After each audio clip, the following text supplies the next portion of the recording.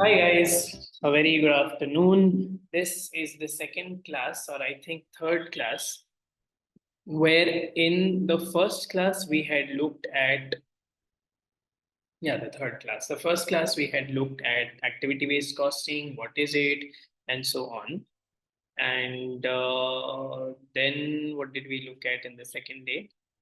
Right, so basically this is what we saw overall until today, right?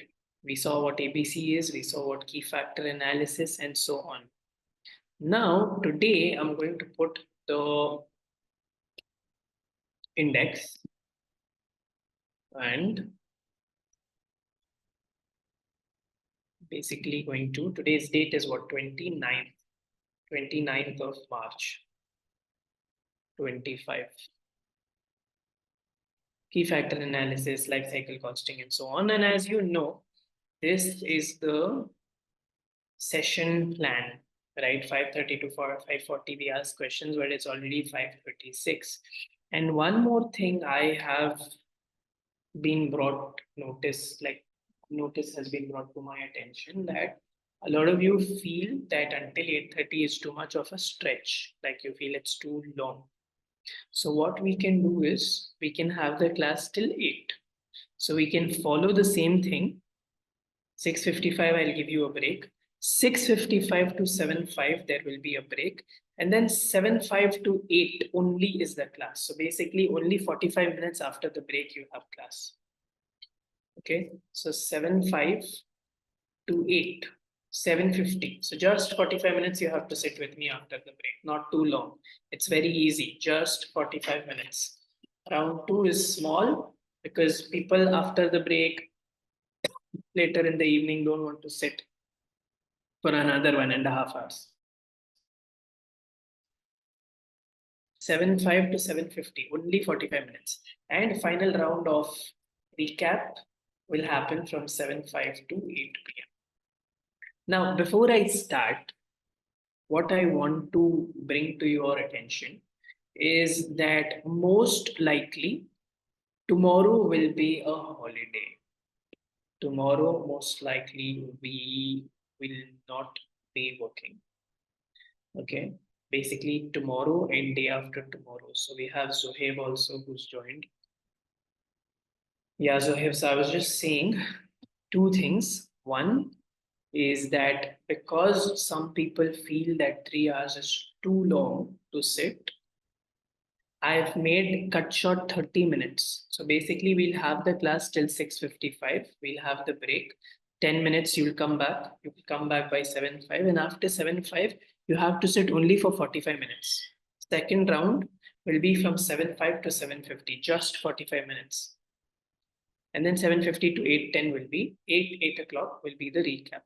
Now, as I was saying, tomorrow and day after tomorrow, most likely will be a holiday and there will be no class, right? Either it will be tomorrow and day after tomorrow. So either it will be Sunday and Monday. So, okay, sorry, let me not put it Sunday and Monday because people will think it's every Sunday, Monday. No, this specific Sunday and Monday. So most likely either it is 30th of March and 31st of March, either that, or it will be 31st of March and 1st of April, most likely, right? So exact whether we have class, it's either this or that.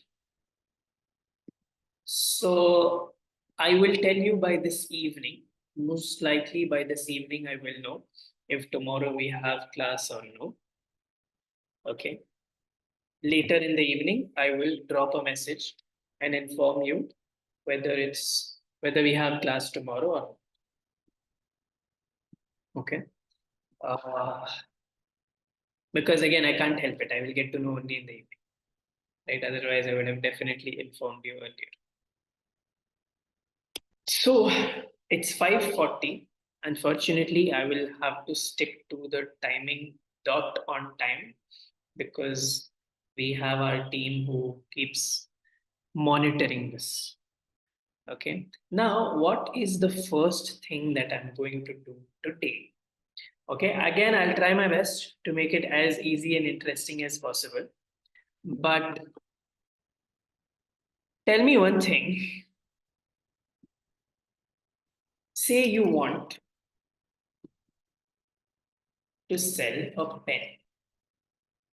Okay, you decide to sell a specific pen. The question is, how much do you sell the pen for?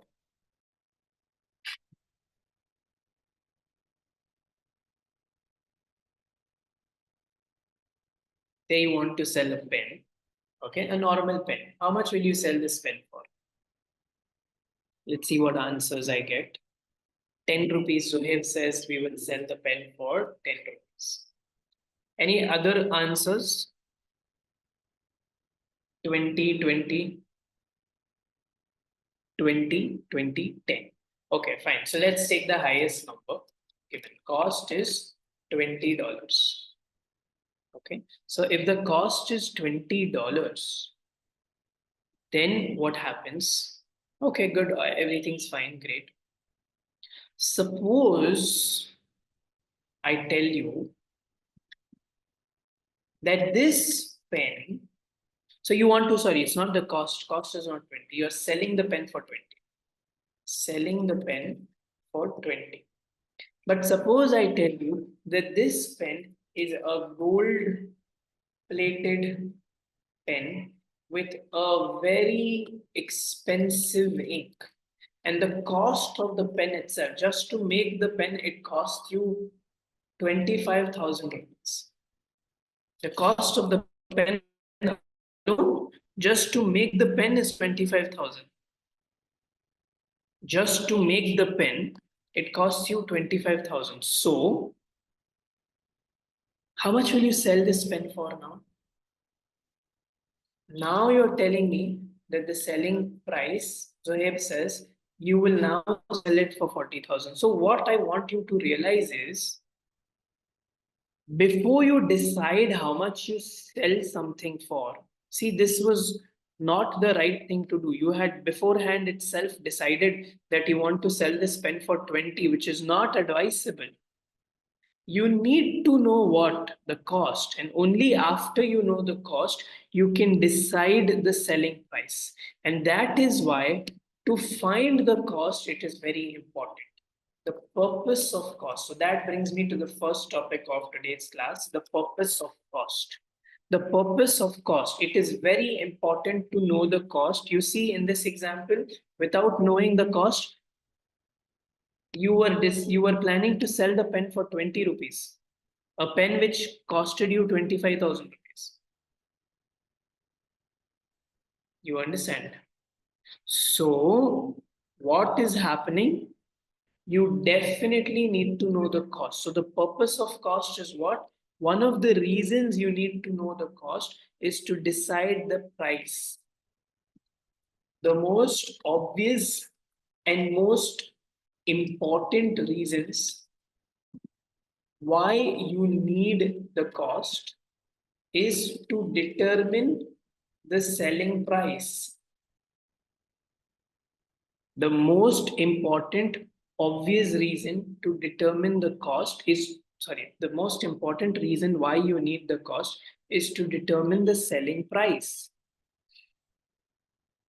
Only if you know the cost, you will know the price. Or only if you know the cost, you can decide the price. Right? So it is very, very important to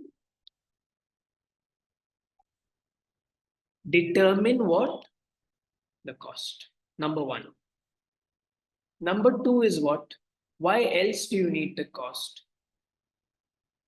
The second reason why you need the cost is obviously if you buy something, you get a bill, correct? And you get a bill, say you buy milk.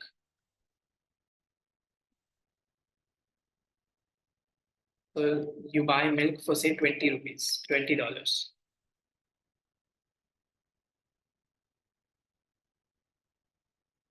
Now, when you buy milk for $20, you will have to kind of tell it to, say, in your case, somebody in your house, okay, I've bought this for 20 rupees. Okay, fine, okay. Maybe you will not tell. But you need to know how much it costed you, right?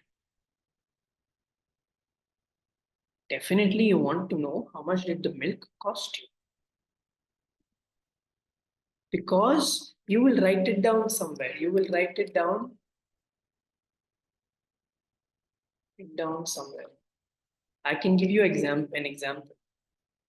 Your friend wants you to buy a suit for them. They want you to buy a suit.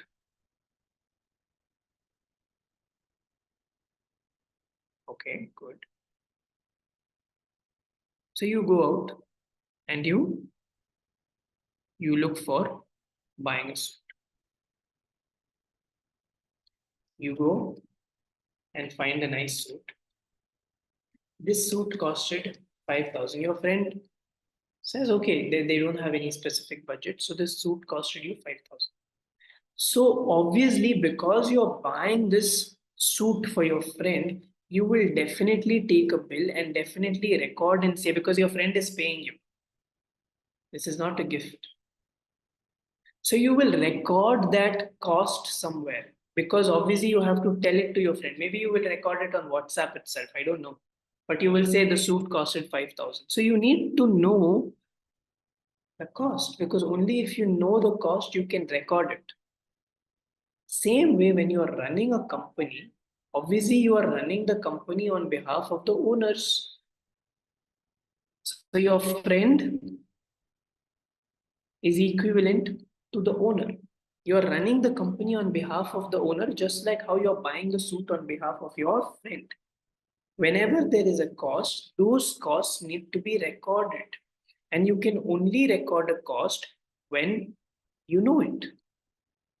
So the second reason why you do costing is to the second reason why you try to find out the cost or determine the cost is because it is important to be recorded. It is important to know how much money you spent. So the first reason was what? You need to know the cost in order to decide what is the selling price. The second reason is you need the cost in order to record the expense. Without knowing the cost, how will you record? How much will you record? So, knowing the cost is important in order to record it. The third reason to know the cost, why you need to know the cost is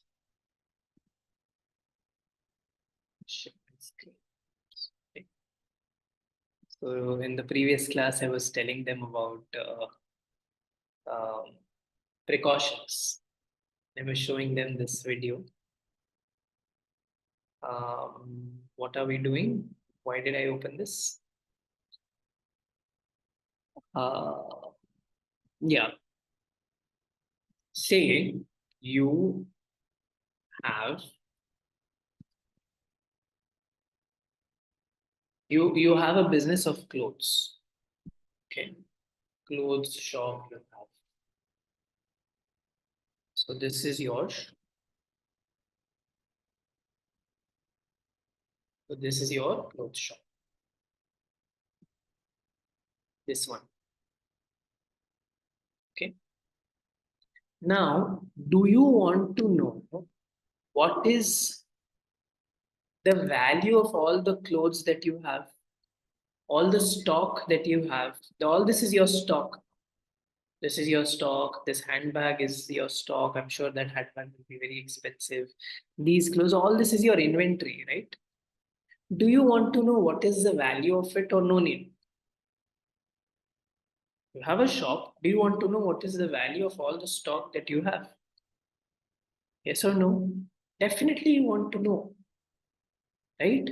When will you know the value of this? Is when you know how much did it cost you. So again, it is essential to know the cost. You need to know the cost. Only if you know the cost of the inventory,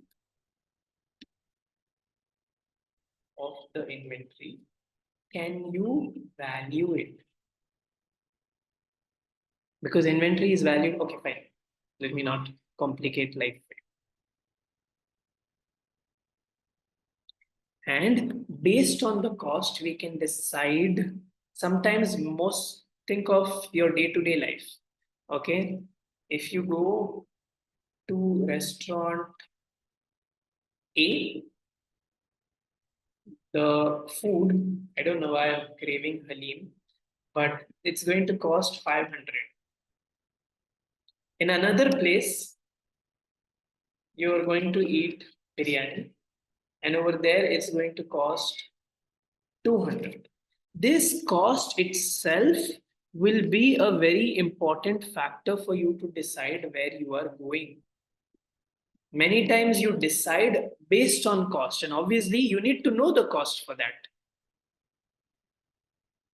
Are you understanding? Like again, in my screen, it was going by chance.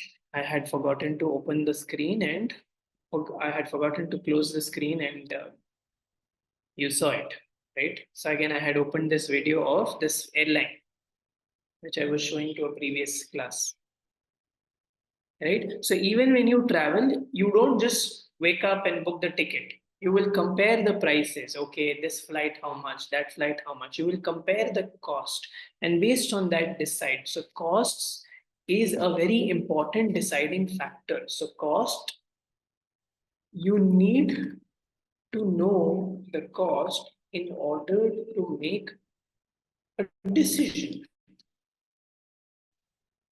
So, knowing the cost is very important, and you need to know the cost for multiple reasons. That's why it is important to do costing. What is costing? Costing is the process of determining the cost. As simple as that. If you make a note of these 4 points, it's done. That's all.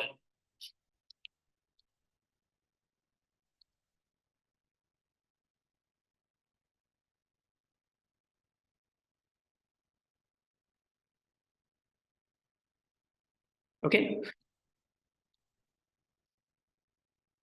Next is what? Next is something known as a standard cost.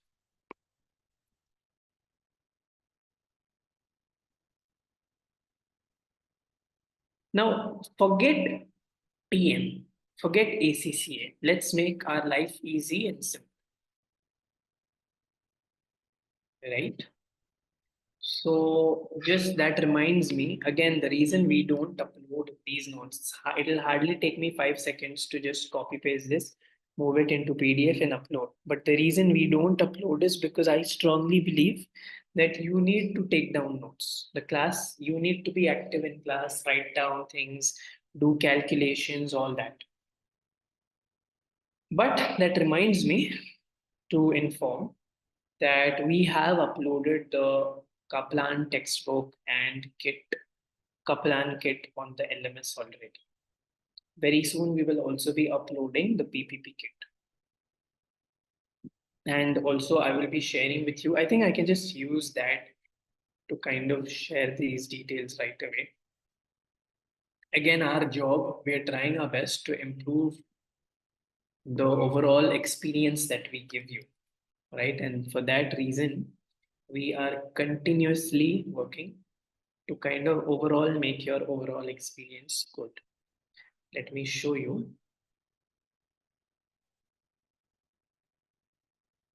So today is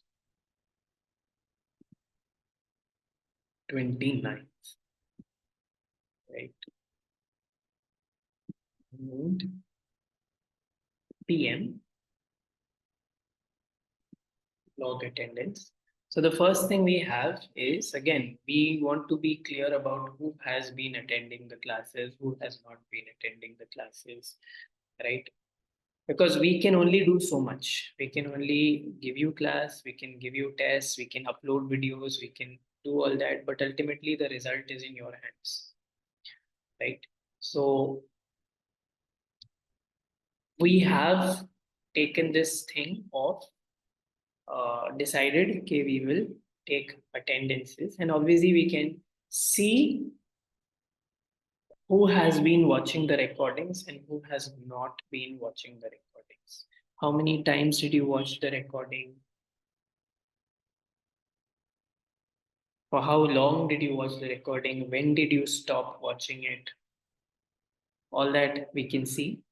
And from what I can look at over here, I have online just three people. Alina. Alina, have you not accessed the LMS yet?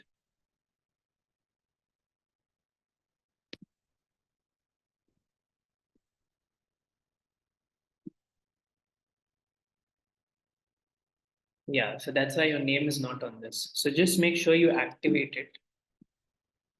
So as of now in our records, you're not there. You don't exist. So make sure you access it. Reach out to the hotline number if there's any problem. Let us know. Right? Reach out to the hotline number as soon as you face any difficulties. Pending approval. When did you apply?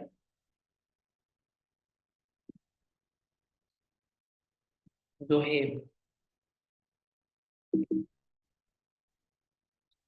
Yeah. I don't know why there are two Zohaib, but I'm assuming it's just one person. Yesterday, huh? So that's why it is pending approval. So probably yesterday evening, if you've applied, again, today the team is not working, and neither are they working tomorrow. So Monday, not Monday. Monday is an off, most likely, as I said. So Monday, yeah. I mean, I am on off, but my team, I can make them work and get them your approval done.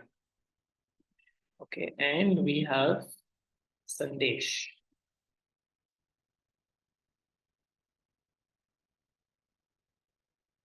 Sandesh. Okay, so these four, basically these two are entered. Now, what is the other thing is every week there will be a test assigned. Every Friday, we will assign a test on everything covered until that week. So, for example, today I complete chapter 1 and chapter 2, which is unlikely. But suppose I complete chapter 1 and chapter 2. Then you will have on Friday test on chapter 1 and chapter 2. That test will cover the textbook, basically anything, test your understanding, illustration, anything, and Kaplan kit and BPP kit, and study hub practice questions from that from those chapters. So obviously everything from those chapters, practice questions, chapter wise quiz on the study hub. I don't know if you all are familiar with the study hub, but there is a chapter wise quiz on the study. After each chapter, there's a quiz. Okay. And also, it's 6 o'clock. Yeah, this much. For those specific chapters. So if two chapters are over, for these chapters, all this is there every week. And the test window is open until Monday 11 a.m. So every Friday it is uploaded and it is open till Monday 11 a.m. because there are people who are working professionals, all of them are also watching. So in order to make it convenient for everybody, we have kept it open till Monday 11 a.m. After that, it will kind of disappear. Right? The test itself will go. Uh, so again, every week we are giving tests so that you're, we're all aligned. We're all studying. Yes, so you don't get time on Saturday, so maybe Sunday or maybe Monday morning. Right? All timings are Indian timings. So Monday 11 a.m. is Monday Indian time. We have people attending classes even from America, literally, not kidding. So all timings are Monday 11 a.m. Indian time. All timings are Indian timings. Uh, so anybody here not in India in this online class?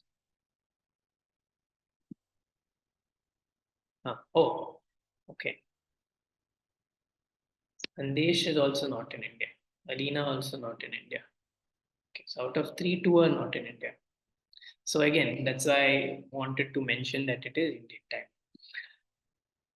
Now, what is the next thing? So again, all of this you have to study. Now, some people ask me, sir, is it necessary to do two kids? Look, it's not even necessary to write the exam, right? I mean, ultimately, you want the best for yourself and for your career, right? And I mentioned this in yesterday's AA class. I mentioned this in yesterday's FM class, and I would like to take this opportunity to mention this in PM class also, that I want a rank holder, right? Even those people who pay us and join, I tell them that if you are not, I mean, if you don't want a rank, you just want to like somehow pass, don't, don't, don't come to us. You have to focus towards getting very good marks. And for that reason, you have to, as much as you practice, it is good. Of course, repeat questions you ignore. Say Kaplan and BPP, there's the same question repeated, ignore it. But apart from that, practice, practice, practice all types of questions, not only numericals, even theory. People lose out on theory, right? So you have to do all the type of questions. But how can we help you? That is where I'm coming to. Obviously, you have these live classes. But apart from that, what I have is this.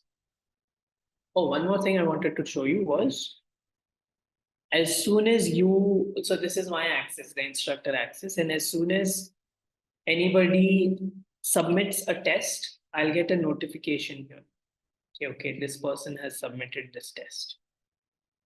Okay, so and I can see literally everything. That's why I was telling you. When did you start? When not just test, even recording. When did you start watching? When did you stop? Everything. So again, this specific student started the test at what time?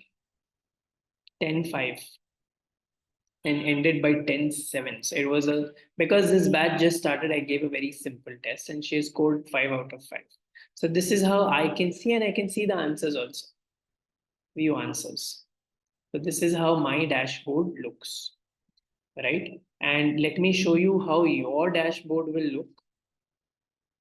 Again, I know we are going short of time and we have to come back, but these are some things that people ask me. So let me just, I'm opening the student access, student dashboard.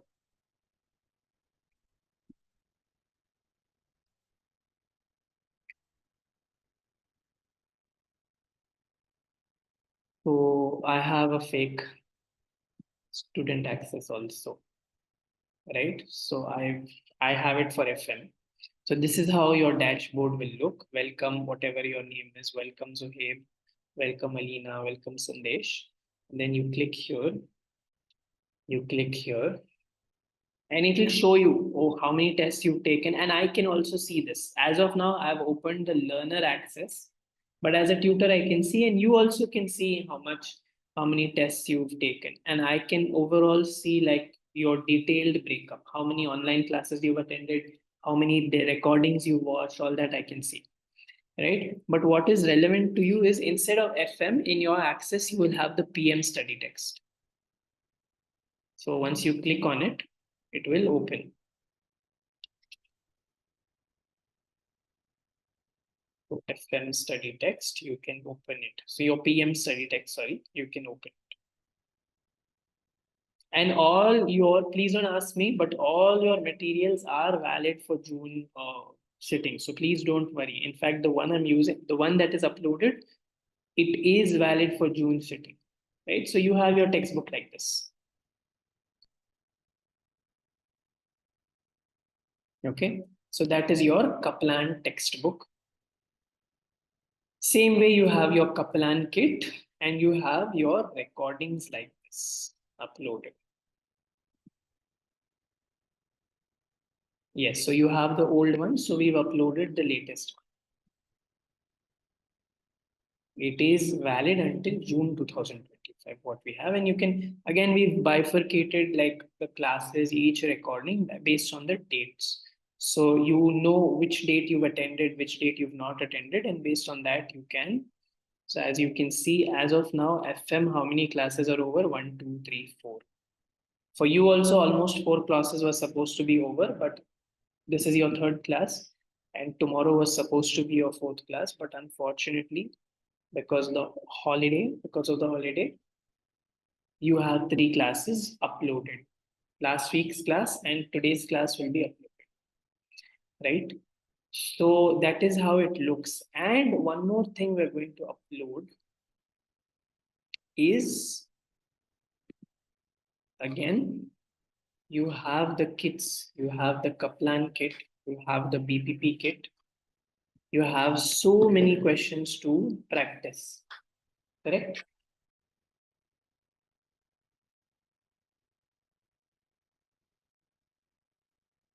Yeah, you have so many questions to practice.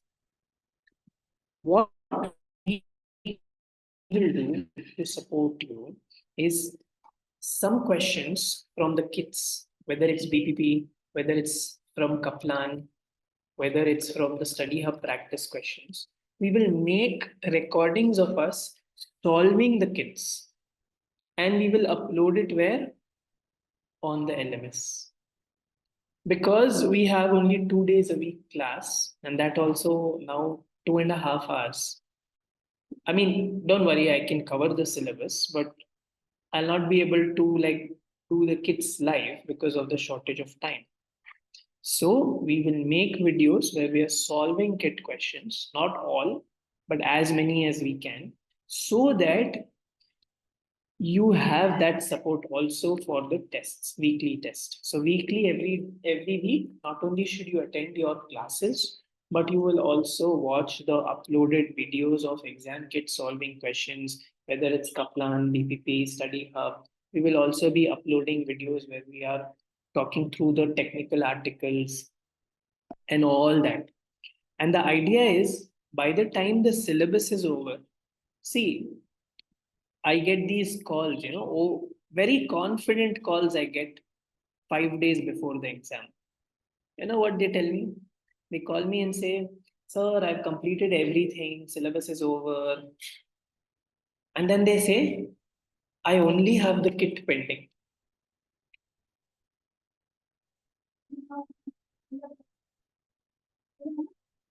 That's what they say. They say, "I only have the kit pending." Do you think how many of you have written ACC exams before?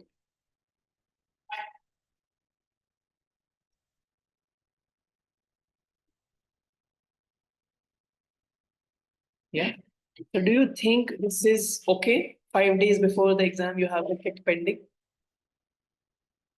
It is a disaster. Unfortunately, I don't know how to tell those students that you are in trouble. I really don't know what to tell them. It's like a doctor coming and telling you that, "Oh, I'm sorry, I can't save you." So I can't save you at that point. I can't do anything for you. 5 days and you have the kit pending. That's why what we want to aim at in order to get a rank is, by the time the syllabus is over, say by mid-May, yes, kits will definitely be a huge help. Yes, that's why we want to upload videos where we are solving kit questions, KIT, BPP, Kaplan, and the Study Hub practice questions, along with technical articles and examiners' reports. Everything we will do, right? So that by the time, say mid-May, your textbook is over. You know in and out PM, all the chapters. Your Kaplan kit is over. Your BPP kit is over. All this should be over by mid-May. Your technical articles should be over. Your examiner's reports should be over. Your all this should be over by mid-May. Complete, done, halas, end of story. Thorough. Mid-May to June, you will be focusing on mock exams, you will be doing revisions, you will be doing exam standard questions, more standard questions. The ones who have completed all this, we will make some very difficult questions and give you.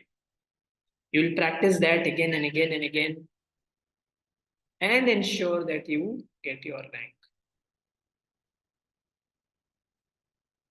So this is the idea, this is the plan. Anyway, coming back, today I started the class with the intention of finishing the first two chapters. Right? Now, what does standard mean in simple English? Let's just forget PM, let's just forget ACCA. But in simple English, standard means regular. Right? You go to any shop, you go to any restaurant, you go to any cafe and say, oh, I want coffee,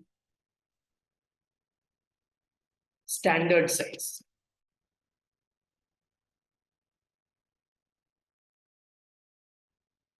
Standard means regular. So what do you think standard cost means? It's like, let's take the example of coffee itself. When you make coffee, obviously there are costs. Like what? There is material costs such as coffee powder, milk, sugar, and say that normally costs you 5 rupees. Normally, regularly. And then obviously you need somebody to make it. Coffee will not make itself. So you have a normal labor cost of 1 rupee. And you have normal other costs. 2 rupees. So your normal standard cost, your regular cost is 8 rupees.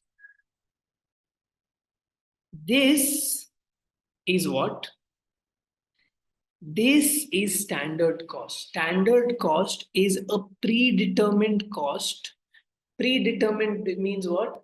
Before itself, like when you make coffee, it's like a predetermined, like it beforehand, okay, it will cost me 8 rupees. Under normal conditions, under specific normal working conditions. So what is standard cost? This is the determined cost of a unit under standard or normal working conditions. It's not how much will it cost to make coffee when labor is shortage. No. It is the predetermined, pre-established, pre-understood cost of making coffee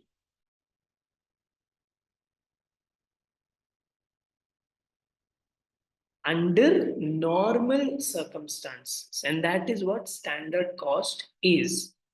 So it is a predetermined unit cost set under specific working conditions, normal working conditions. Okay. Now, the main purpose of standard costs are, we will look at that. Okay. But what is the main purpose of knowing a normal cost? Okay. Say you spend normally, say where will I send you? You go to the salon, you go to spa. Okay. So you spend normally in the salon, you spend 500 rupees normally. It is necessary to know how much do you normally spend. Why? Why is it necessary? It is necessary to know how much do you normally spend. It is necessary to know this.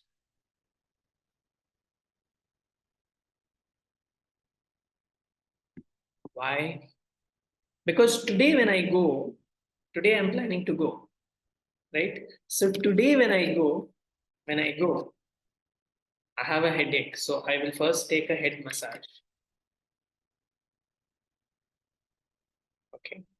Then I'll take a haircut. Today, when I go, I know that normally I spend 500. And if I've actually today spent, because I've taken a head massage, and I normally only go and take haircut, I don't do anything else. But today I plan to take a head massage. So actually today I'm spending 700. It is necessary to know how much I normally spend. Why? So that I can compare that with how much I actually spent today. Because today I actually spent 200 rupees extra and I need to kind of control myself, control the cost. Now, this goes back to MA. How many of you have done MA? Anybody's done MA? I don't know why nowadays most people have exemptions.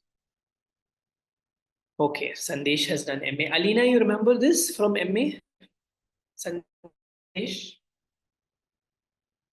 So control is what? Control is basically where, again, you want to make sure, again, we don't need to get into too many details because we will do this. We'll do this in variance analysis, advanced variance analysis, all of that.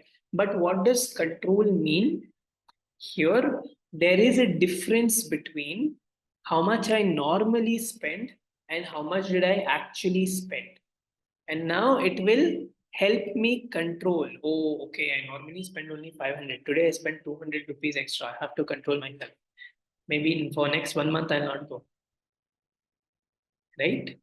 So you can only control your expenses when you know how much you normally spend. If you don't know how much you normally spend, how will you control? You understand? So knowing the standard cost helps you control the cost because you can compare it to the actual cost. Knowing the standard cost helps you control the cost because you can compare it with the actual cost, or you can compare the actual cost with the standard cost. Oh, I normally spend only 500 rupees. Today I've spent more.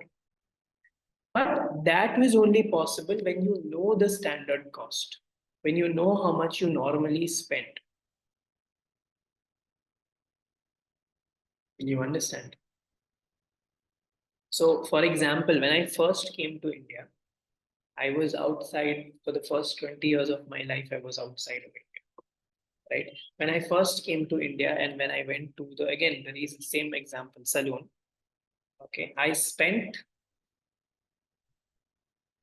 300 rupees for a haircut. And I was happy, okay? I was okay, I was happy with it. Because where when I, normally where I was, to basically do a haircut, it used to cost 15 dirhams.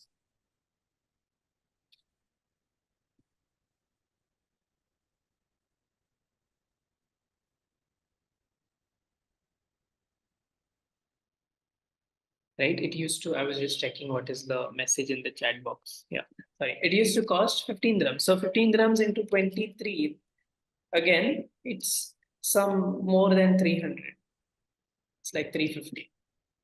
So I was happy. Okay, oh, I've cut hair in 300 rupees. But again, when I came back home, my cousin said I cut the hair in 80 rupees. That is the normal, that is the standard. So I'm sure all of you have at some point in your life used a standard cost. Who is Syed? Syed and Syed Zohaib, are you the same person or different? Right? So I'm sure at some point in your life, you have your okay, joined last week. Okay. Okay. So I'm sure at some point you're not the same basically. So I'm sure at some point you have used standard cost as a point where you can compare it with the actual cost, right? So standard cost, knowing standard cost helps you control the cost because you can compare it with the actual cost. I hope the first point is clear to everybody. What is the second point? Standard cost can help you. Standard cost is what? Standard cost is the normal cost. Basically, standard cost is the normal predetermined expected cost, right? So, give me 1 second.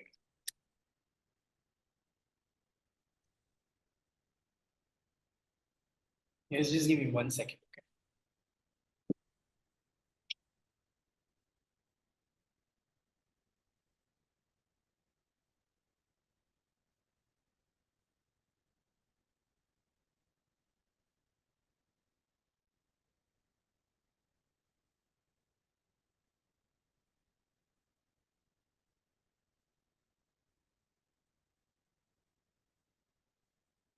Yes.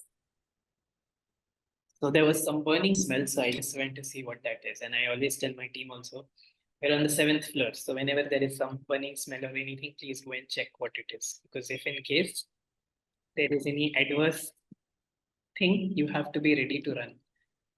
Okay, so anyway, all good. What I was saying was, so, yeah. So again, because we're fasting, let's stick to PM and not think about food because already I thought about Halim and it's a little difficult.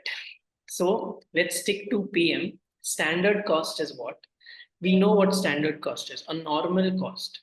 When you know how much the normal cost is, for example, you know normally the bus, to take the public bus, it costs $1. You know it. This is the standard cost. Because you know how much the standard. Great. What happened? Yeah, because you know how much it normally costs, you can plan better. So you will keep $1 in your wallet. You will keep $1 in your wallet. And any other expenses, you know how much is the standard cost. So accordingly, you will take money. Right?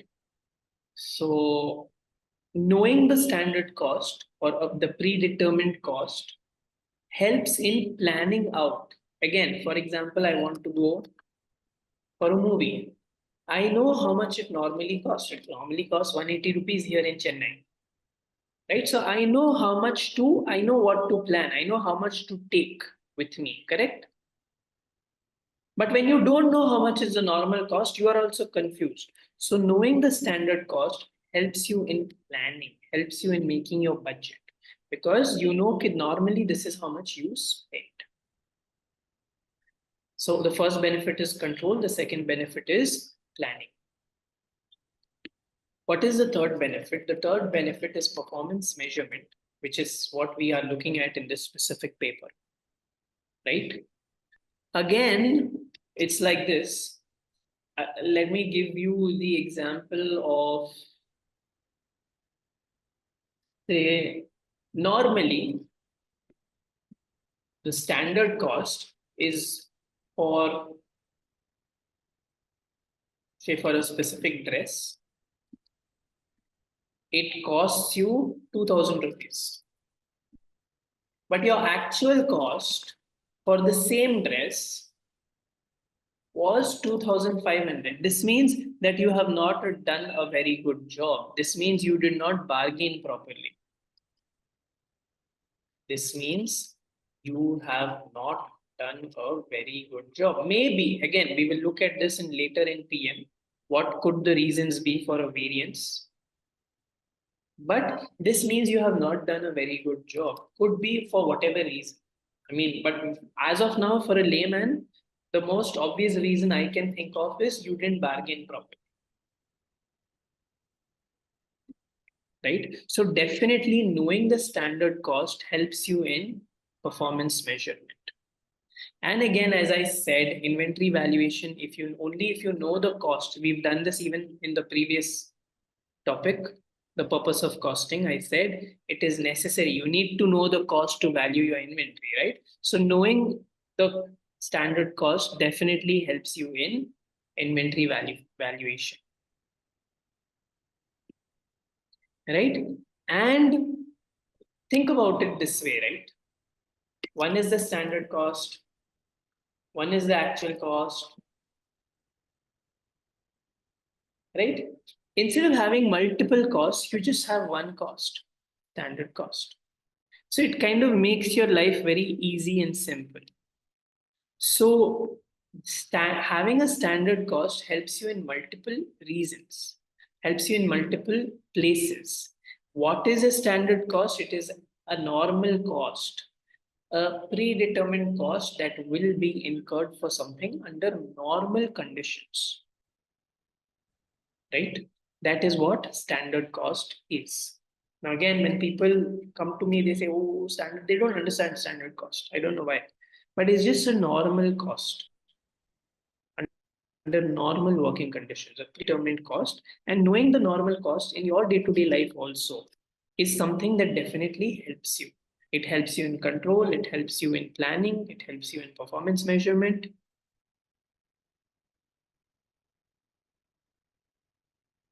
right? So that is how standard costs, knowing standard cost helps you. Now, let's look at test your understanding. Which of the following organizations may use a standard cost? Remember, what is a standard cost? A standard cost is a predetermined normal cost that is incurred under normal working conditions, right? Bank, okay. Food manufacturer, okay. Because see, think about it, a food manufacturer, suppose I make Halim, I'm still stuck at Halim. But suppose I make Halim, or say I make brownies. I make it regularly, right? And I know how much it costs me. Definitely, I can use a standard cost because I know every time a brownie costs me 5 rupees. So I can definitely use standard cost for a food manufacturer. Bank also, I know what services I normally provide, so I know how much I can have a standard cost. But a kitchen designer, standard cost is a normal cost, and the kitchen designer cannot set a predetermined cost. He will have to first see your kitchen, see how big it is. Based on that, he will give a cost, right? So a kitchen designer will not be in a position to give a standard cost or will not have a standard cost. Another example is again a haircut. A barber will have a standard cost. Or say, for example, you go to a stationery shop. He will have a standard cost for a pen because he keeps selling those pens every day. But think about an accounting firm because I've just today worked with an accounting firm. And they will not be able to give me like they'll not have a standard cost as such. It will depend on how much work I have, what work I have, how big the company is, and so on. So a standard cost can be given by those people who regularly have the same product or service because only then they will be able to use a predetermined cost.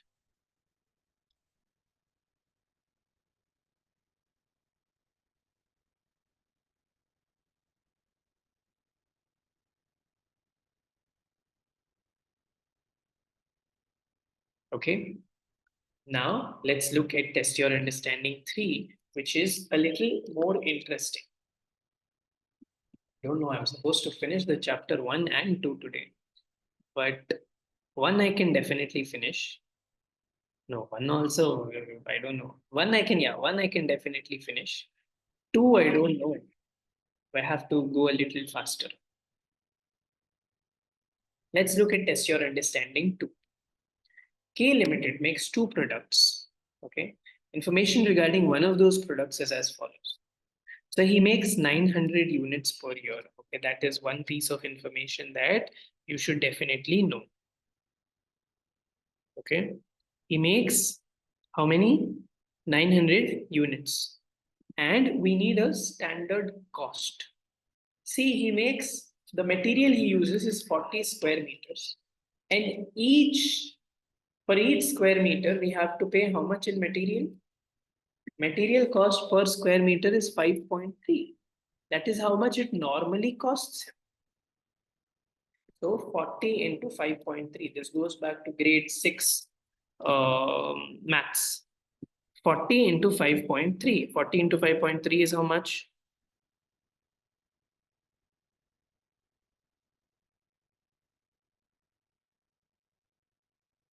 212. Yes. So 212. Normally it will cost 212. Then what? Direct wages. What about direct wages? Labor takes 24 hours, and for each hour, you have to pay them 5. So for each hour, if you're paying 5 and you have to pay for 24 hours, 24 into 5 is 120. Okay. Then comes finishing 15 into 4.8. 15 into 4.8 is 72. Again, finishing charges are 72. Right? Then we have variable overheads 1.5 per bonding labor hour. And bonding labor hour is 24. So variable overheads is 1.5 for 24 hours. Is 1.5 for 24 hours, which should be 36. Then variable overheads $1 per finishing hour. How many finishing hours? 15 finishing hours. So 1 into 15. Finishing again is 1 into 15, which is $15. Fixed production overhead is 36,000 and fixed non-production overhead is 27,000. Note, variable overheads are recovered using ours. Fixed overheads are recovered on a unit basis. Okay, so think about it. Here we have this fixed production overheads are 36,000. And the question says, now again, there is a little element of absorbing that is required here, which will come a little later in which chapter? The same chapter, a little later. But what do I mean by absorbing is this cost of 36,000 is the total cost for fixed production overhead. You need to get the cost for each unit. And again, as of now, again, we will look at this in more detail later. But as of now, the cost is 36,000, but you need the unit cost. So if the third cost is 36,000 for 900 units, how do I know 900 units? It's given in the question. If it's 36,000 for 900 units, how much will be the cost per unit? It will be 40. 36,000 divided by 900. So it is going to be fixed production overhead will be 40. Fixed non-production overhead is going to be again 27,000. You have to calculate it for 1 unit. So 27,000 divided by 900. Again, no need to worry about absorbing and all that. We will look at absorption costing later. So don't worry. So how much is it? Yes, Sandesh, that's right. Fixed non-production overhead is 30. Therefore, your total standard cost will be 212, 212 plus 120 plus 72 plus 36 plus 15 plus 40 plus 30 is 525.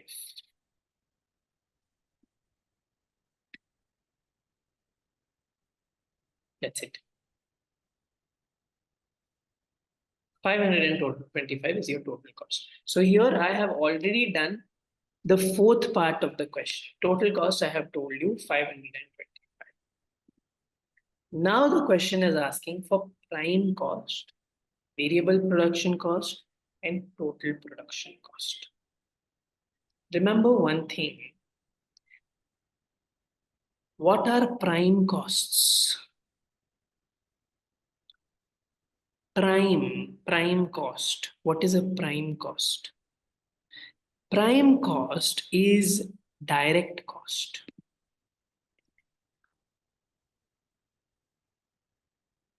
Is direct cost. I can give you an example. Yes, Sandesh, that's right. We've looked at this in MA paper. Prime cost is direct cost. For example, you make tea. There are various costs. There is material, there is labor, there is electricity, and there is rent for the shop you have to pay, right? But in this, when you look at the tea, this is the cup of tea.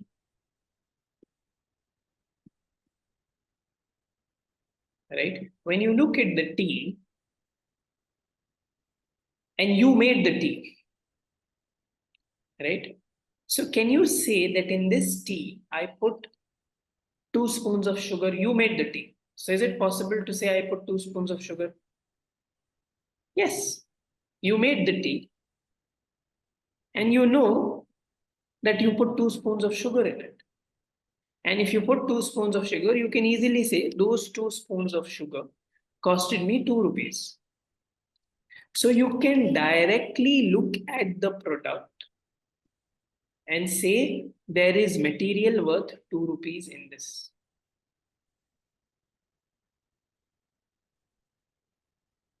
Correct?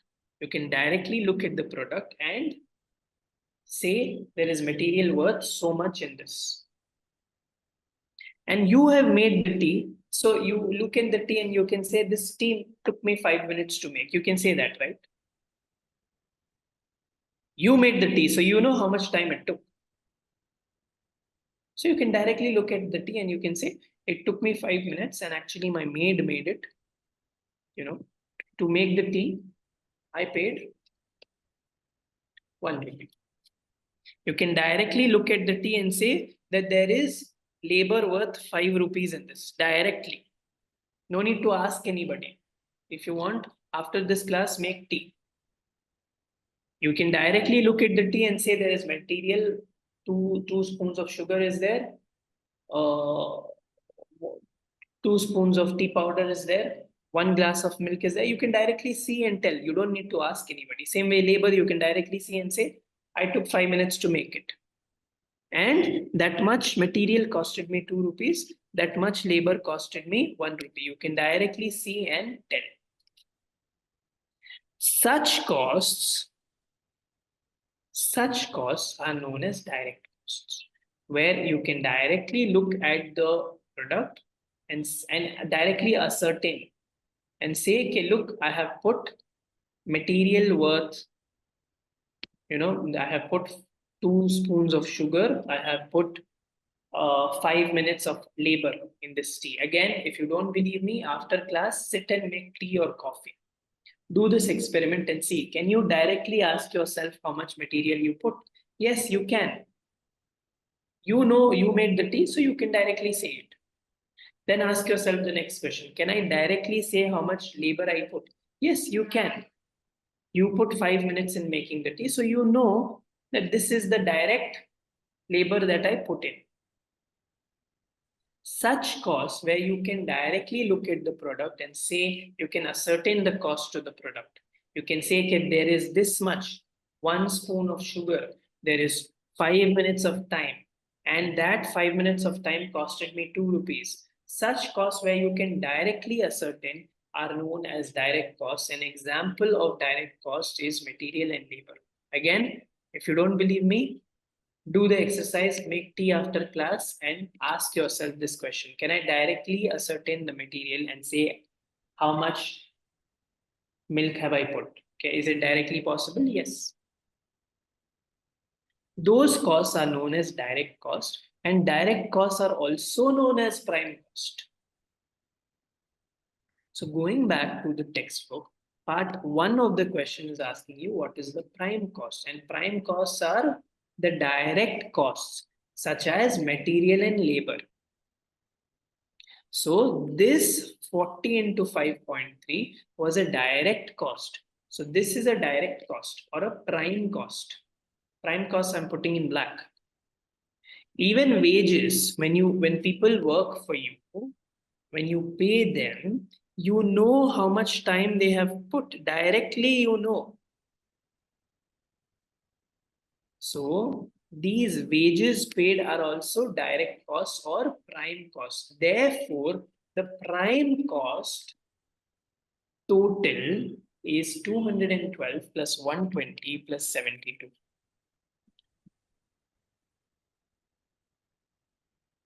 So the prime cost is 404.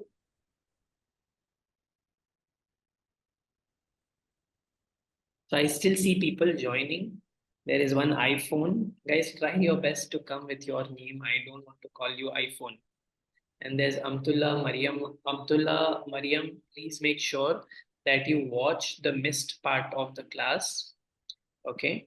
So what prime cost is, where you can directly look at the product and say there is this much of material, this much of labor. Now look at the green line. Now it looks like a metro thing. There is blue line, green line, and all that. But look at my green line. Can I look at the tea cup directly, and can I directly say to make this tea, I used 5 kilowatts of electricity? Is that possible?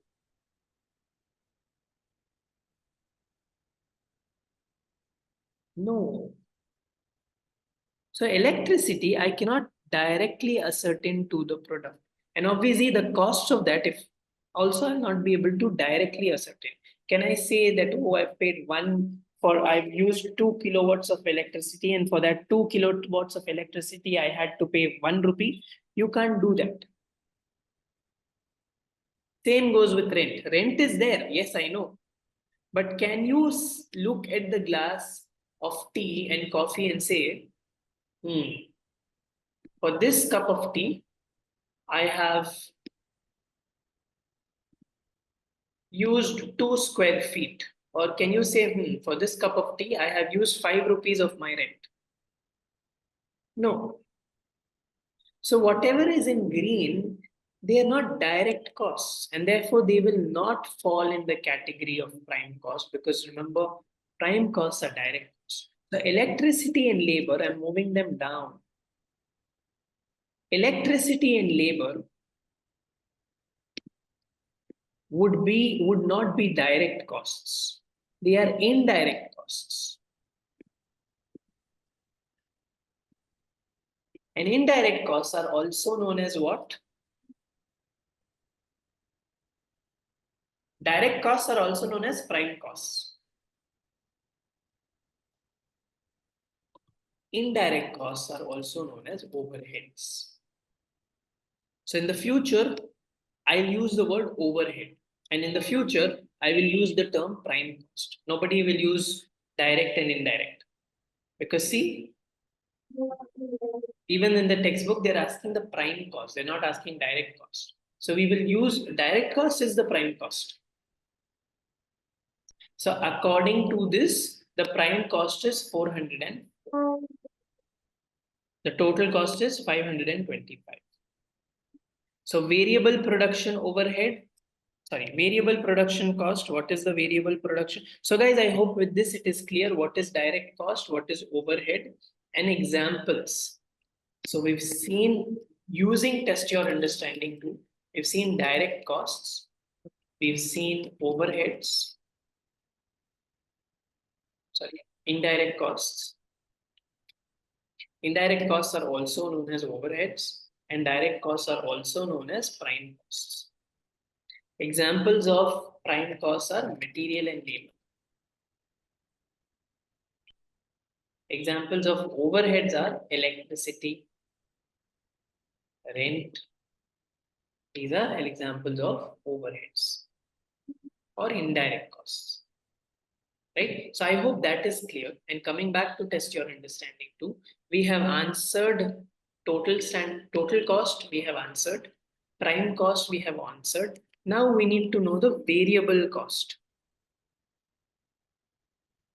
Again, the question says that the variable costs are 36 plus 15. So the total variable cost is 36 plus 15 plus 404. So far the variable costs are 51 plus this 404. So 455.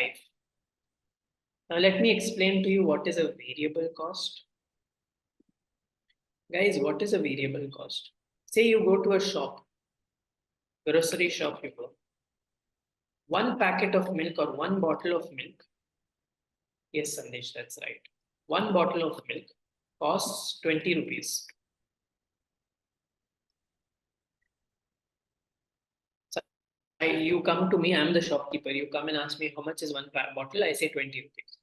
Then you come with two bottles and you ask me, what will I tell you? I will say 20 plus 20, 40 rupees. So, or 20 into 2,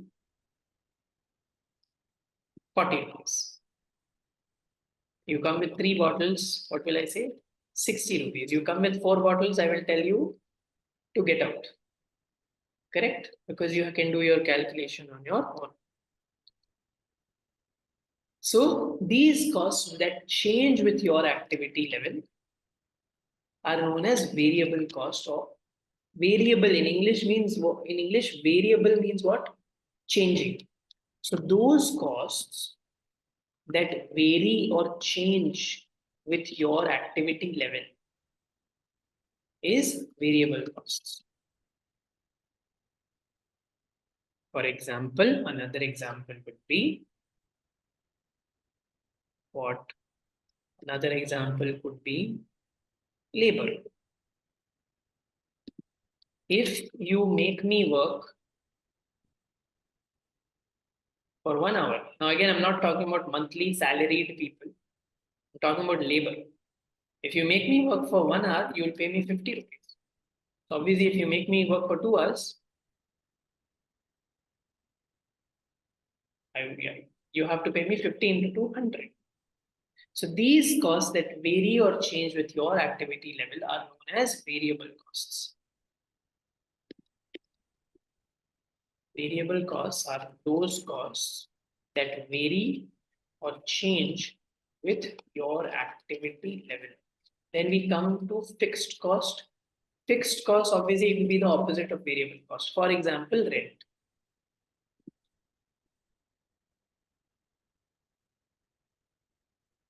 Rent of the shop. Right? Suppose I take the rent of suppose the rent is 10,000 rupees. And suppose you take it on rent and you go to sleep. And I am the landlord. Will I say, oh, no, you were sleeping, don't pay any rent? Will I say that? No. Even then, the rent will be fixed at 10,000. And if you make 1 cup of tea here, then also you'll pay me same rent. If you make 10 cups of tea, then also you'll pay the same rent. If you make 50 cups of tea, then also you'll make same rent. You'll pay same rent. Same way, like in Finchartered, if I teach 1 student, 10 student, 100 student, or 0 student, the rent is fixed. The rent does not change. These costs that don't change with our activity level are known as fixed cost. So again, going back, remember in this case, we know the prime cost, but what will be the total variable cost? Remember, material is a variable cost. The more material you buy, the more you pay. Labor also is a variable cost.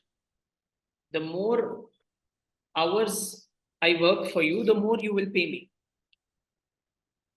And obviously, variable cost that is given in the question as variable cost is definitely variable cost. That's why, in order to get the total variable cost, I added up all these costs.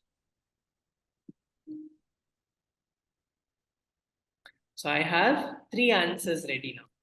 Prime cost I know, variable cost I know, total cost I know. What is the other thing the textbook is asking? Total production cost. Remember, the total production cost, this is fixed production overhead. This is non-production overhead. So to get the production cost, remember, material is something that I paid for production. Labor is something that I paid for production.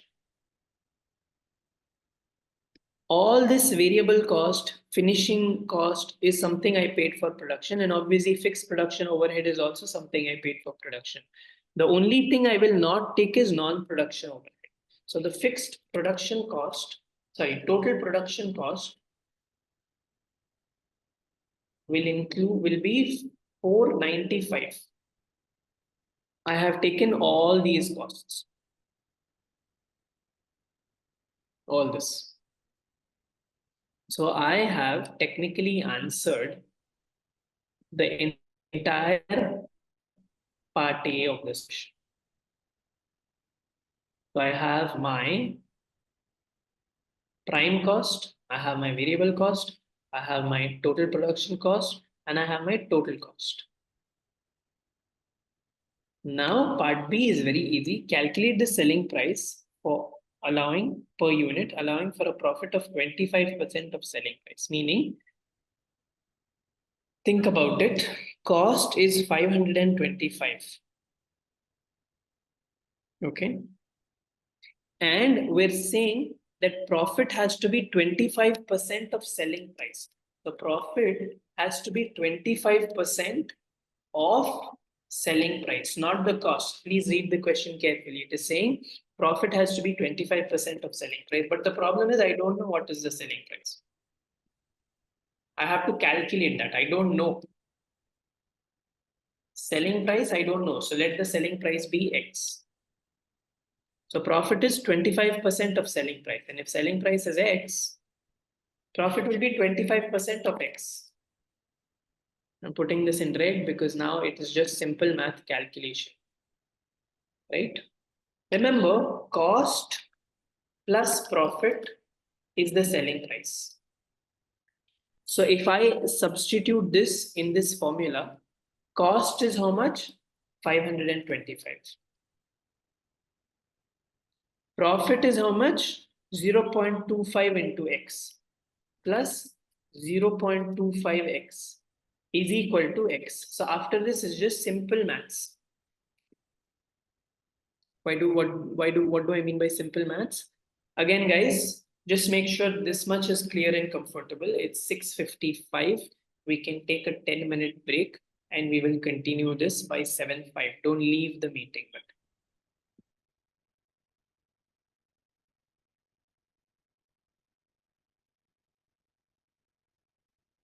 Okay, guys, yes, it's 7:05 p.m. Let's continue. And again, just 45 minutes more.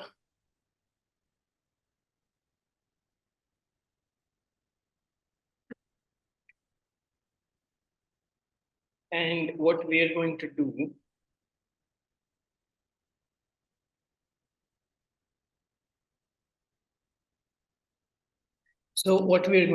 is basically continue, right? So this is what we had.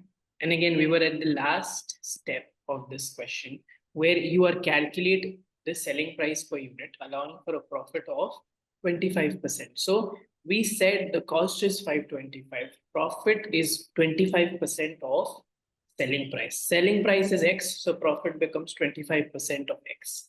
So after that, it's just normal. Cost plus profit is selling price. Cost is 525 plus profit is 0.25X is equal to selling price, which is X. So after this is just normal simple maths of grade 5. From this LHS, move this plus 0.25 to the RHS. And when that happens, the plus sign will become minus. So it becomes 525 is equal to x minus 0.25x. And x, let us, it's 1x, right? So 1 minus 0.25 is 0.75. It becomes 525 is equal to 0.75x. So x is equal to, now again, simple grade 3 maths now. Move this to the LHS. Right now it is being multiplied. So if you move it to the LHS, it will be divided. So 525 divided by 0.7. Or again, some people don't understand.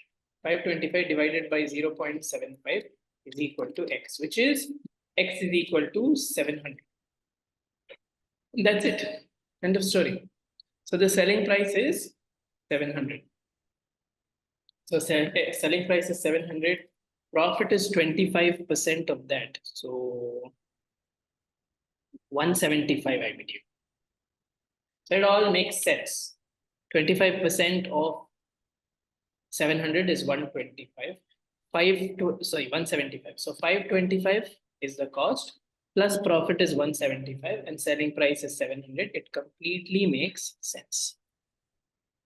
Okay, with that, again, we've wasted quite a lot of time in the first half of the session.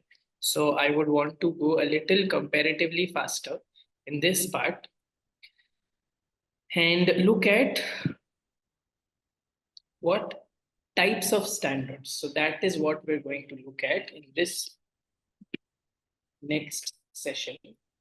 Type standards. And again, I'll try to explain this in the next 10 minutes. How do you deal with types of standards and what is types of standards?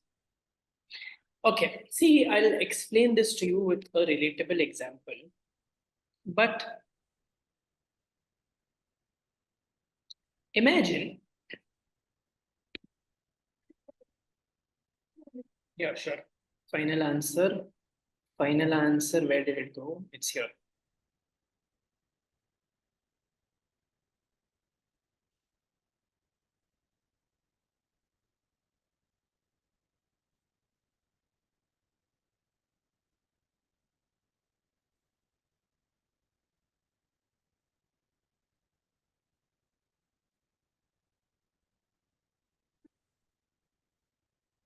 Okay, done? All right. Now, guys, imagine, I'm sure many of you would definitely relate to this, the ones who are here live and the ones who are watching the recording. But imagine you want to transform yourself, right? You want to like go to the gym, make a nice, get in shape and become very,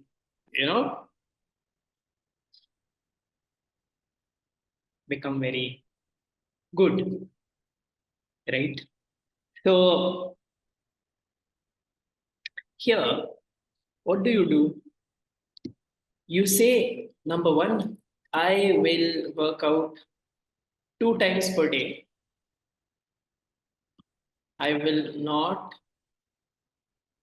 even leave gym for 1 day. And I will follow a strict diet. I will only eat, again, with all due respect to the vegetarians, say I will only eat boiled chicken. That's all. I will drink 4 liters of water.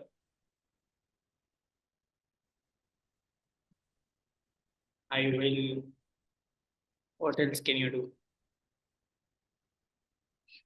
I will do skincare every day, twice a day, etc., etc., etc. This is what you want.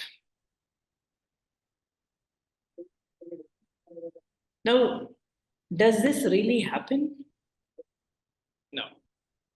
The next day, what is actually happening? The next day, after getting the gym membership, the next day you are on your bed,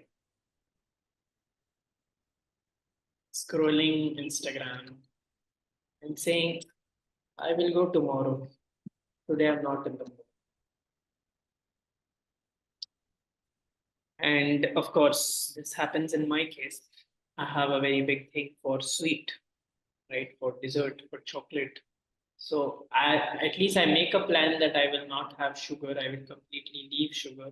But if somebody brings a chocolate, then I eat it, right? Which is again a lack of, I understand, discipline, but I'm not able to help.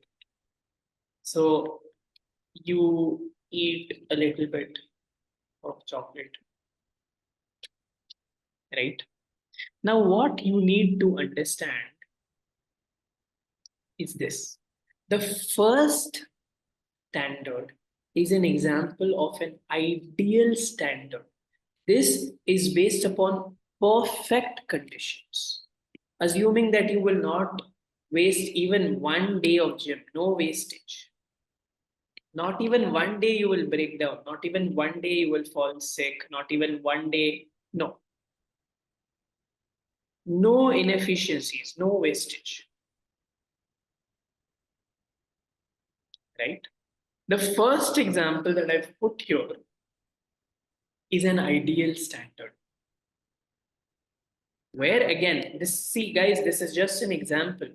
This is, each of it is to make you understand each of the standards. So don't just write this.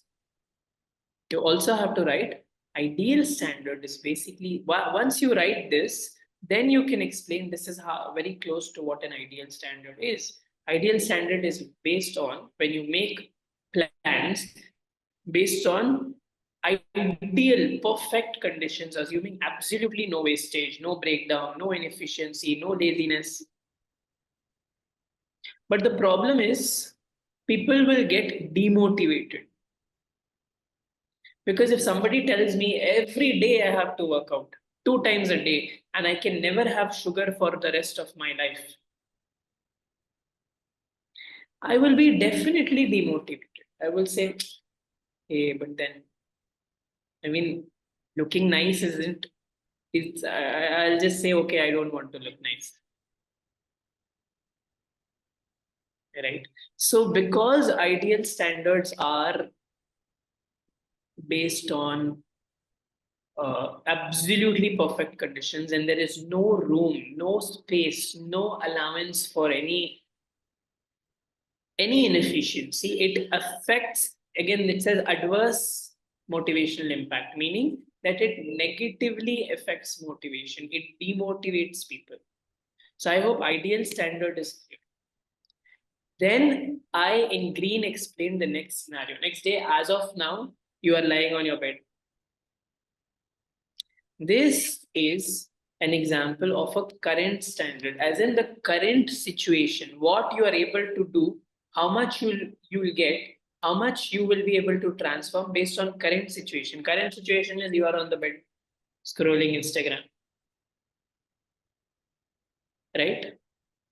So these standards based on the current conditions are known as current standards,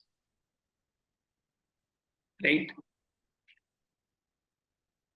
And again, this is based on what you are already doing. So if I tell you to just do what you are doing, how will you be motivated? There is no improvement, right? It is not attempting to motivate you at all. I'm just telling you, no problem. You be lying on the bed, you scroll Instagram, that's okay. So it doesn't even try to motivate people.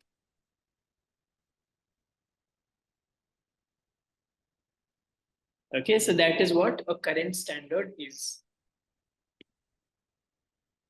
Next is, suppose now I tell you, okay, it's not possible to work out 2 times per day, to drink 4 liters of water, to completely leave sugar, to only eat boiled chicken. It's not possible. So I tell you, we will do something realistic. Meaning, you have to work hard, but it is achievable. You go to gym once a day for 3 days a week. Again, it's not easy, but still it is attainable, it is achievable. It is not current standard. Right now, you're on your bed, you're not even moving for like once a week, you're not getting activity. And it is not ideal, but this is something that is realistic, something that is attainable, something that is achievable. Have to work hard, but we do realize that we can't be perfect. You go to gym once a day for 3 days a week. That's all. You diet for 5 days a week. 2 days eat whatever you want. Now, this is something that is taking into consideration. Some days you may not be in the mood. Some days you might really, there might be a wedding. So you have to eat. So because this is like more giving you space to breathe, this is more motivating. This standard is what an attainable standard is. They are based upon good conditions, but not perfect. We are understanding that sometime there may be a loss, sometimes you may be tired, sometimes you may have a breakdown, sometimes you may not be in the mood, sometimes you might have a wedding, sometimes. We are taking into consideration all of that. And here you have to work hard, but it is achievable. And that's why it motivates people. So I hope attainable standard is also clear. Next is basic standard. What is basic standard? Basic standard is like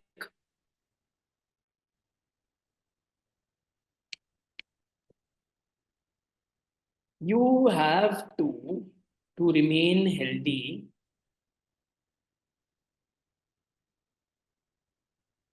or not remain healthy, but because there is a debate on that. But you have to eat 3 times a day,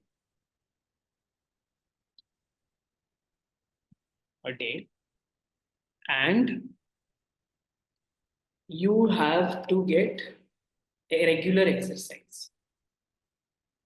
Now, this is something you ask now, you asked 30 years back, you asked your grandfather, you asked your grandfather's father, you asked your grandson, you asked his son. These are standards that are long term standards that may never change or they don't change, right? And again, these are things that stay the same for a long period of time and they don't really motivate you. If I tell you just eat 3 times a day and work out regularly, I mean, it may not necessarily motivate you. And this is an example of a basic standard. These are long term standards that don't change over a period of many years. Here we're just showing trends. So the trend is to eat in the breakfast, lunch, dinner, right? So these standards are known as basic standards and they don't necessarily motivate you. So I hope with this analogy, we're clear on types of standards: ideal, attainable, current, and basic. Guys, clear with this?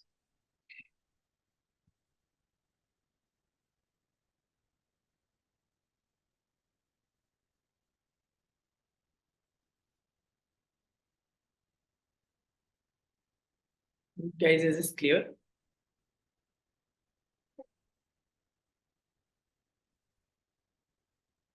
Let me know. Just another 35 minutes. You have to listen to me. Not even 35 minutes, 30 minutes already. So just tell me yes or no. This is the problem. That's why I've cut short by 30 minutes. Second half, first half, I'll have responses and all that. Second half, speed is half. Anyway, now we will look at uh, we will look at test your understanding 3.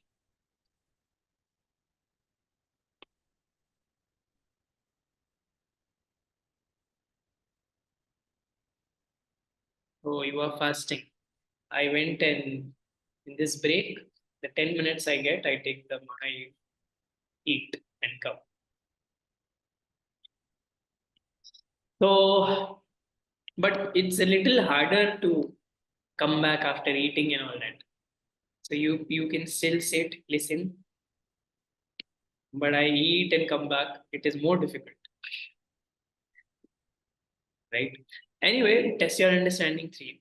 The fastest time in which a batch of 20 spicy meat special sandwiches has been made to 32 minutes with no waste or with no holdups. So the fastest time to make 20 burgers is 32 minutes. But 32 minutes with no wastage.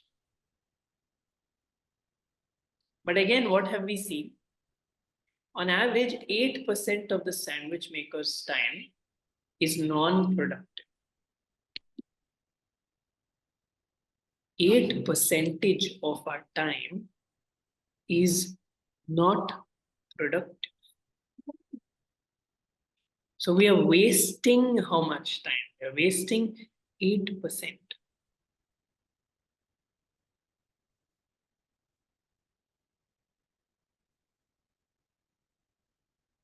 So in this case, what do I do? How do I do? And so on.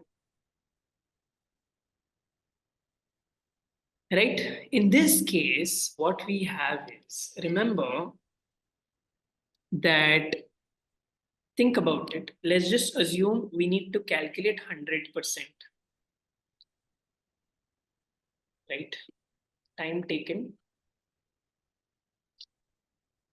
With no wastage, it will take 32 minutes. And there will be some time that will be wasted. It is 8% of the time. So the total time, let's assume, not assume, it's a common sense, total time is 100%, out of which if 8% is wasted, the time which is not wasted is 92%. It's just common sense, simple maths. Total time, assume it's 100%. And if 8% is wasted, 92% is not wasted. Common sense. So what do we do here is, again, just simple maths. Okay. If 92% is 32 minutes, 8% is how many minutes? Again, if 92% is 32 minutes, 8% is how many minutes? So this is something that we will have to calculate. How do we calculate this? Again, have some answer. 29 minutes? I don't think so. How come? 92% is 32 minutes. So 8% is how many minutes? Guys, again, what we can do is just simple calculation is 32 minutes is 92%. So 32 divided by 92 will be how many minutes it is taking? 1% is how many minutes? See, again, 32 minutes, 92% is 32 minutes. So how many percent or how many minutes is 1%? So what you can do is 32 divided by 92. So 0.34 minutes, 0.347826 minutes per percentage. So for 1%, if it is 0.347826, for 8%, it will be multiplied with 8. Multiply that with 8, you get 2.7826, which I can round it off to 2.8. Therefore, the total minutes will be 34.78. Yes, that's right. 34 point, I've rounded it off to 34.8 minutes. So the total time taken will be 34.8 minutes. Apart from this, it says that in addition, setup time is 2 minutes. Apart from this, you have setup time 2 minutes. So if a sandwich maker is paid 4.5 per hour, what is the attainable standard cost? So that it is totally taken, total time taken 34.8 plus 2 is 36.8. So it's taking 36.8 minutes, right? And if we are paying them at 4.5 per hour, then again, think about it. The hourly rate is 4.5 and they will be working for 36.8 minutes. So we have to convert this 36.8 into hours.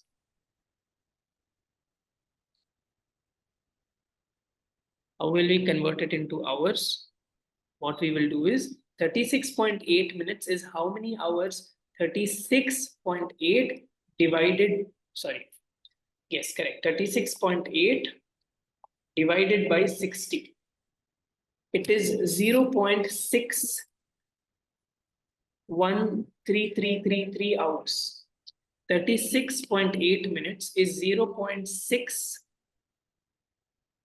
No, it's not 0.16133, 0.613333. Because remember, 36 minutes is more than half an hour. So it will be more than 0.5 hours. So time taken in hours, see, time taken in minutes is 36.8. But time taken in hours is 0.61333. And we're paying 4.5 per hour. So if you're paying 4.5 per hour and they are working for 0.613333333, it will be 4.5 into 0.61333333, which is 2.75999999, which can be rounded off to 2.76 dollars. So you're technically paying them $2.76. Guys, any problems with this question? So I will again, to simplify, give you steps. Obviously, no need to study with steps. Obviously, you have to just understand what it is. But the first thing you need to do is calculate how much is the total time taken. By including the non-productive time. Again, non-productive time is 8 minutes. So total time is 100 minutes. So time taken to make is 92 minutes. Sorry, 92%. Again, wasted time is 8%. Total time is 100%. So the wasted time, again, if it is 8%, the non-wasted time is 92%. And if it if that is 32 minutes, then how many minutes for 1%? Calculate and find out how much is the total time taken by including the non-productive time. After that, include any other time taken, such as setup time. Once you have the total time, in minutes in this example, convert it to that time in terms of hours. Once you have that, simply multiply the cost per hour into number of hours and you'll get the answer. That's it. End of story. Okay, so test your understanding 3, I hope was very simple and easy. Now people ask me, sir, is it going to be just the same or will PM get harder? I promise you it will not get harder because we've already looked at things like what? Key factor analysis. We've already looked at ABC.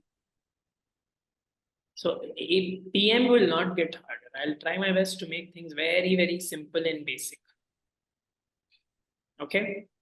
Now we have something known as fixed budget and flexed budget. Now this is something we look in more detail in MA also and in PM also. Because when we are doing variances, we will definitely calculate this. Okay.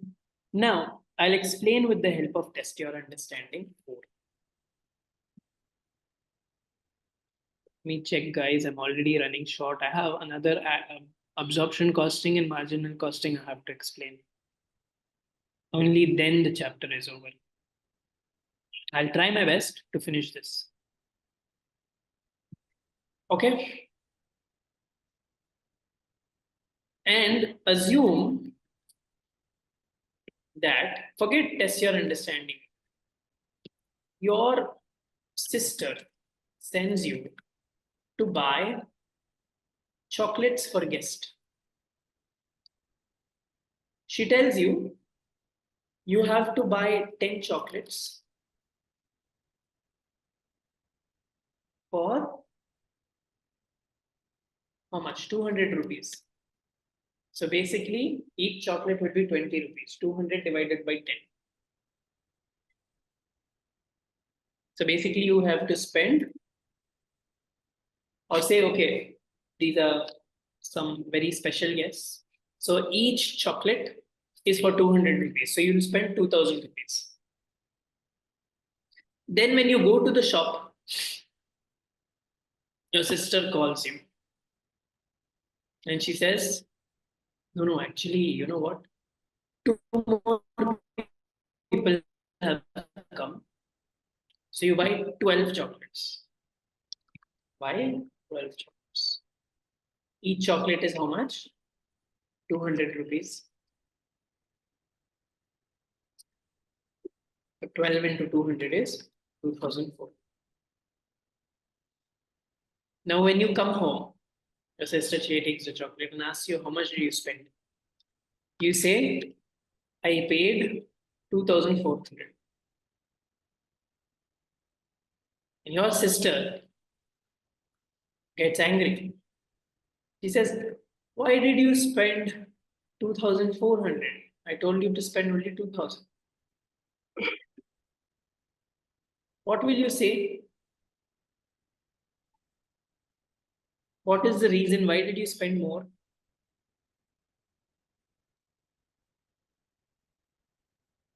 Why did you spend extra income? What is the reason? What is the most common sense logic? Fast? Not for you, Zohib. Two extra. Two extra you're buying for the other guests. Right? You bought 2 extra because 2 more guests came. Don't buy anything for yourself. Okay. So 2 more guests came. So obviously you will pay more. Right? So is it fair for your sister to blame you to spend more? Definitely not. Obviously, no. Obviously, you will spend more because you're buying more. Buying for more people.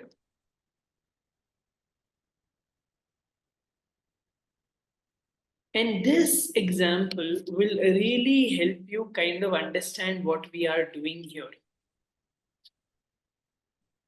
Right? The original fixed budget was to buy 10 chocolates, each for 200.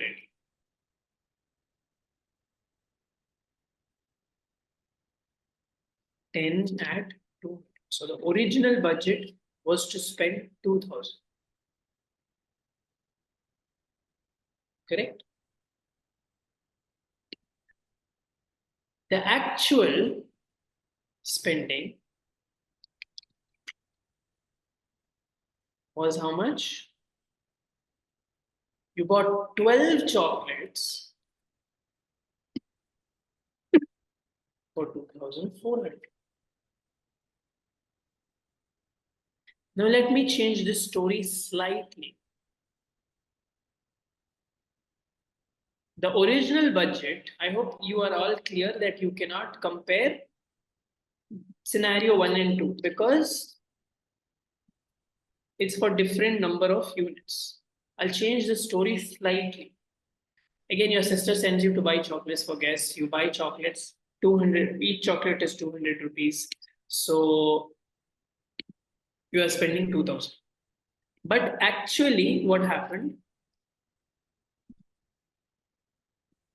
Actually, you spend 3000 rupees income. Right? Your sister asks you how much did you pay? So you say I paid 3000. So your sister gets angry. Why did you spend 3000? I told you to only spend 2000. Right? Now what happens is the original budget was what? To buy 10 chocolates, each chocolate for 200 at 2000. But how much did you actually spend? You actually spent 3000 rupees. Let this be 1 and let this be 2.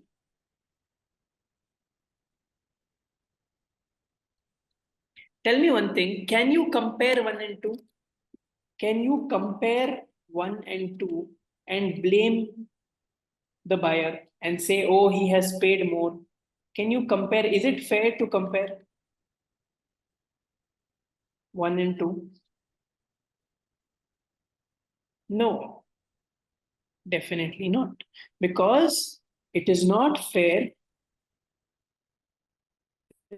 It's not fair to compare 1 and 2 because the activity level is different. Activity level in 1 is 10 units and activity level in 2 is 12 units. The activity level is different. So you cannot compare 1 and 2. But obviously, why do we make the budget in the first place? We want to compare. Even if you remember in the starting of the class, I told you that I want to compare and measure performance. And if you say, no, no, you cannot compare, then the whole thing which I taught you in the beginning of the class becomes wasted. So I want to compare. So what I will do is, remember this budget, I will basically recreate it for the actual number of chocolates bought. What I'm doing is I'm recreating budget 1 for the actual number of chocolates bought. How many chocolates did I actually buy? Who can tell me? How many chocolates did I actually buy? Look at 2.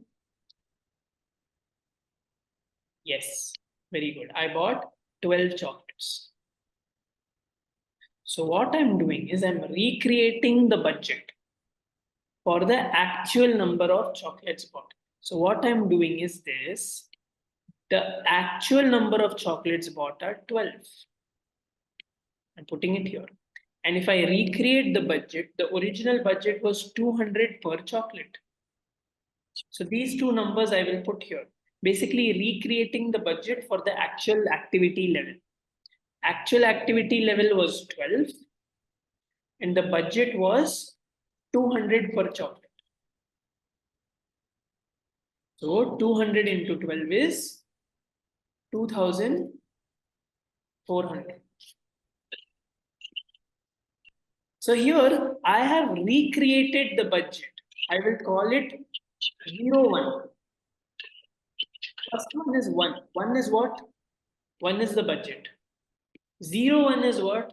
It is the budget that has been recreated. See, the budget is the same. In 1 also the budget is 200 per chocolate. In 2 also the budget is 200 per chocolate. I have recreated the budget, but for the actual number of units or for the actual activity level. Now, basically, 01 is the budget also. It is the budget. It's just recreated for the actual activity level, and that budget is known as next budget.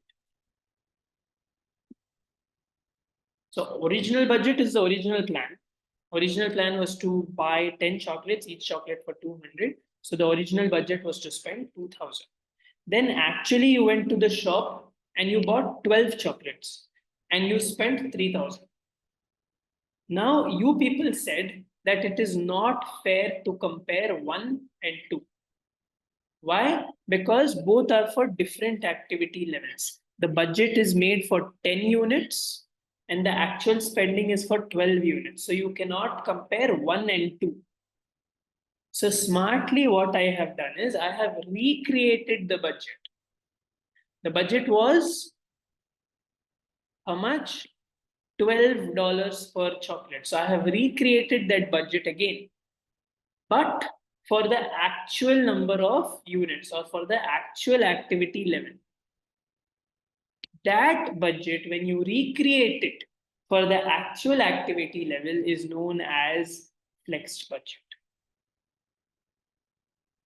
That budget, when you recreate for the actual activity level, is known as flexed budget.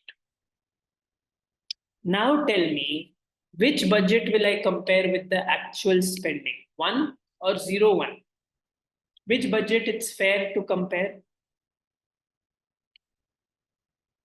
Yes, very good. So I can now compare 0, 1 and the actual spending. Again, there is a difference. I was actually supposed to spend only 2,400, but you actually spent 3,000. So there is a difference of 600, and this is your fault. Again, we will look at fault and not fault and all that later. But as of now, it is a bad thing. Because actually you've spent 600 more. You've compared it with 0, 1. This recreation of the original budget for the actual activity level or for the actual number of units is the flexed budget. Now let's try test your understanding for, and it will be very easy. A business has prepared the following standard cost card based on producing and selling 10,000 units per month. Selling price. So the original budget is what? This is the original budget, fixed budget. Okay, so let's look at this. The original fixed budget is to make 10,000 units. This is the original. So this is 1 in this case.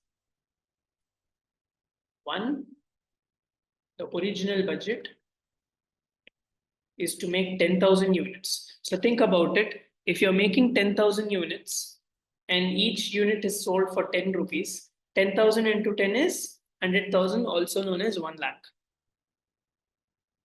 Variable cost, again, you're making 10,000 units, 10,000 chocolates.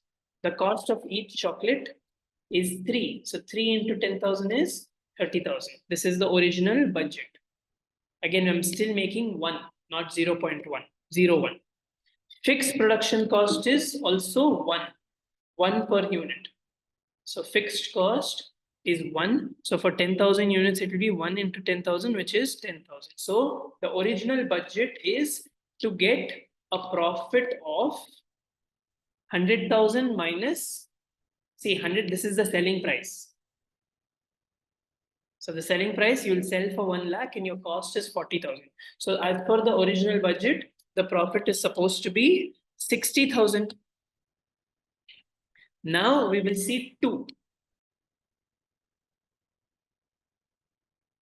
Again, what happened in 2? This is the actual.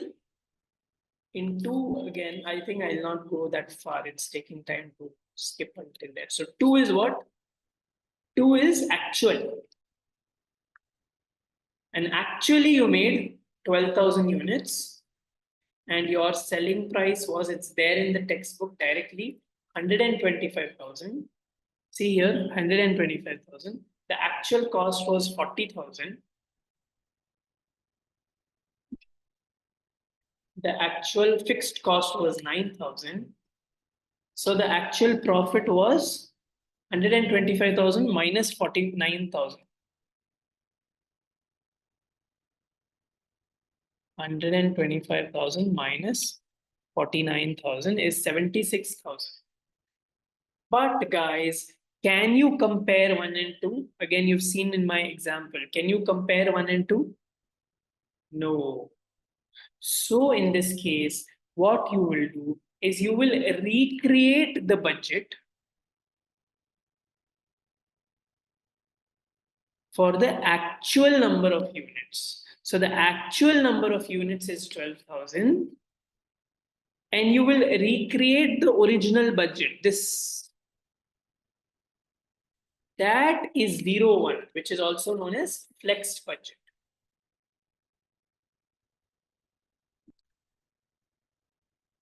The flexed budget is recreating the original budget for the actual number of units, which is 12,000. So 12,000 into what is the original budget for sales? 10. So the flexed sales will be 12,000 into the original budget of 10 per unit. So 12,000 into 10 is 120,000. Again, you recreate the original budget for the actual. So again, if you see variable production cost, the original budget was 3. For actual number of units, 12,000. So 3 into 12,000, 36,000. And here the fixed cost was 1. 1 into 12,000 is 12,000. So 120,000 minus 48,000. So there is the flexed profit is 72,000. Now tell me, which will you compare, 1 and 2 or 0, 1 and 2?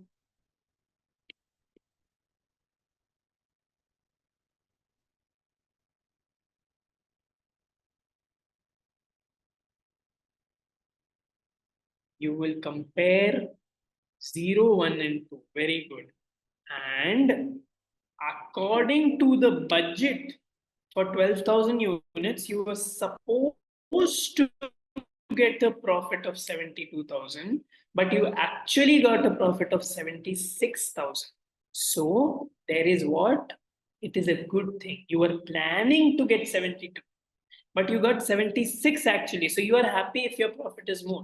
So you have a profit extra of 4,000. So it is favorable. It is a good thing for you. As of now, we'll just say good. It is good for you. You are celebrating. And here again, we're comparing 0, 1 and 2. You were expecting a sale or revenue of only 120,000. But actually you got how much? 125,000. So again, there's a difference of 5,000, which is a good thing for you. This difference, in simple English, we call it variance. So your variance is, for sales, it is 5,000. For variable cost, how much is the variance? Who can tell me? Simple grade 4 maths. How much is the variance for variable cost? Good or bad?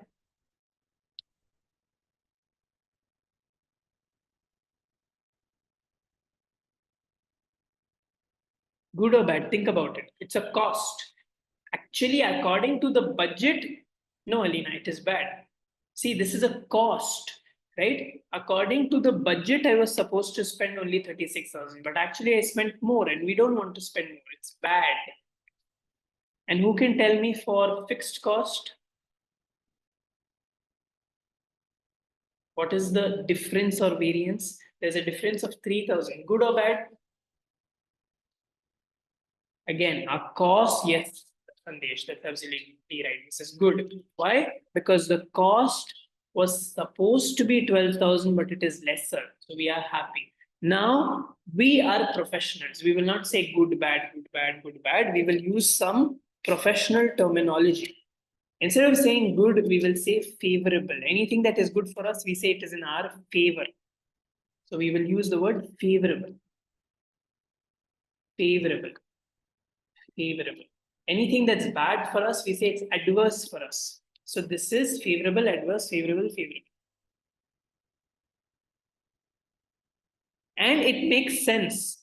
The total variance is 4,000 favorable. And you add the individual favorables, 5,000 plus 3,000 is 8,000. And the adverse is 4,000. 8,000 minus 4,000 is 4,000 favorable. So this is, guys, what is actual fixed, original fixed budget, actual and flexed. So I hope, guys, again, you people have done MA before, but I hope your understanding of this is very, very strong. Now it makes sense to go back and say fixed budget, what is it, and flex budget, what it is. Again, fixed is the original budget. Flexed is you recreate the original budget for the actual activity, actual level of output, with which test your understanding 4 is also done. Okay, unfortunately, we are literally still in chapter 1. But again, yes, in chapter 3 and all, we've completed quite a lot of things. ABC I've done, life cycle costing I've done, key factor analysis I've done. So it's not like we're still in the first chapter, meaning we're still literally in the first chapter. It's just that today I was supposed to at least touch the second chapter, which has not happened.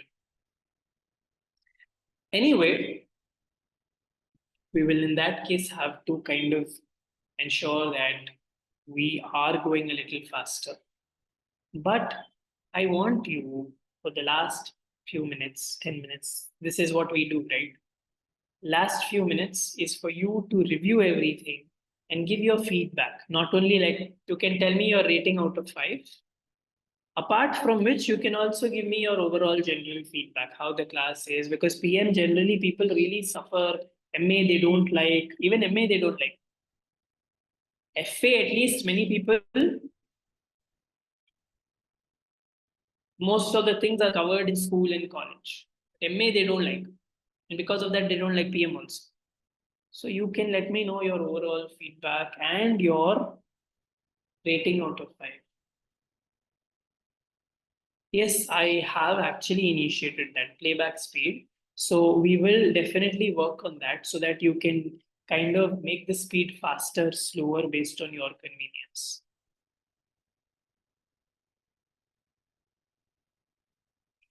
Test your understanding, 3 steps here. Okay, so again, go through this index and let me know. So how much? And again, you can let me know your overall feedback. What are your thoughts about the class? Anything. Okay, guys. So definitely reach out to me if there is any questions, if you have, any clarifications. Also, there is a hotline number where you can message and get your LMS related things clarified. Thank you. Thank you so much, Alina. Thank you. All the best. Okay. Again, with regards to whether we have class tomorrow or not, I will let you know in some time. Okay. Thanks. Bye.